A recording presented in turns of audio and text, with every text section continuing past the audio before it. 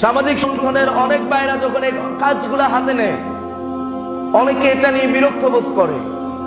আপনি দেখবেন আপনাদের যখন গড়ের কেউ সিজার হয়, রক্ত প্রয়োজন হয় কিনা? কথা বলুন, রক্ত লাগে কিনা? রক্ত লাগে। আপনার যখন রক্ত লাগে, ঠিক সেই মুহূর্তে আপনি যে সমস্ত সংগঠনগুলা ব্লাড নিয়ে, রক্ত নিয়ে কাজ করেন, তাদের সাথে যোগাযোগ করেন। আপনার প্রয়োজনের সময় তাদেরকে প্রায়োরিটি দেন, তাদের সাথে আন্ডারস্ট্যান্ডিং করেন, কমিউনিকেশন বাড়ান। কিন্তু যখন আবার আরেকজনের রক্ত লাগে, আপনি সে রক্তের পোস্টটা দেখেন, আপনি একটা শেয়ার দেন না, আপনি একটা লাইক দেন না, রিয়াকশন দেন না, আপনি এড়িয়ে চলে যান।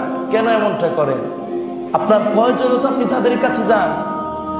এই যে দেখেন, রক্ত যে দান করে, রক্ত দেয়া এটা সওয়াবের কাজ, একজন মানুষের জীবন বাঁচানোর কাজ।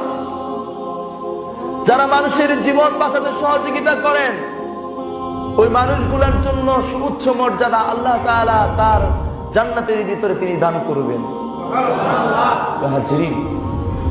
একজন মানুষ অসহায়, একজন মানুষের যখন রক্তের প্রয়োজন হয়, রক্ত যখন খুঁজে পায় না, সে মানুষটা কতটা অসহায়ত্ব বোধ করে সেটা আপনি কখনো বুঝবেন?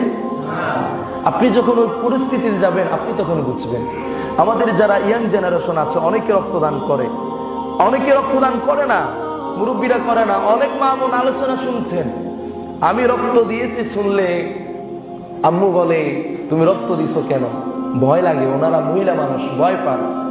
ওনারা মনে করে ছেলের রক্ত সব চলে যাচ্ছে, দুর্বল হয়ে যাচ্ছে। আসলেই না। প্রতি মাসে 3 মাস অন্তর অন্তর মানুষের রক্তগুলা চেঞ্জ হয়, পাল্টে যায়, পানির মতো হয়ে যায়, পানি হয়ে যায়। এই রক্তগুলা মানুষের জন্য উপকারে কাজে লাগান। মানুষের উপকারে কাজে লাগালে আল্লাহ বলেছেন, এই রক্তগুলা ওই ব্যক্তির শরীরে যতদিন প্রবহমান হবে, তার শরীরে যতদিন কাজ করবে, আল্লাহ রসুলের হাদিস অনুযায়ী ততদিন পর্যন্ত আল্লাহ তাআলা আপনার কল্যাণ করবেন, আল্লাহ আপনার উপকার করবেন। সুতরাং মানুষদেরকে রক্ত দেওয়ার দরকার আছে না নাই?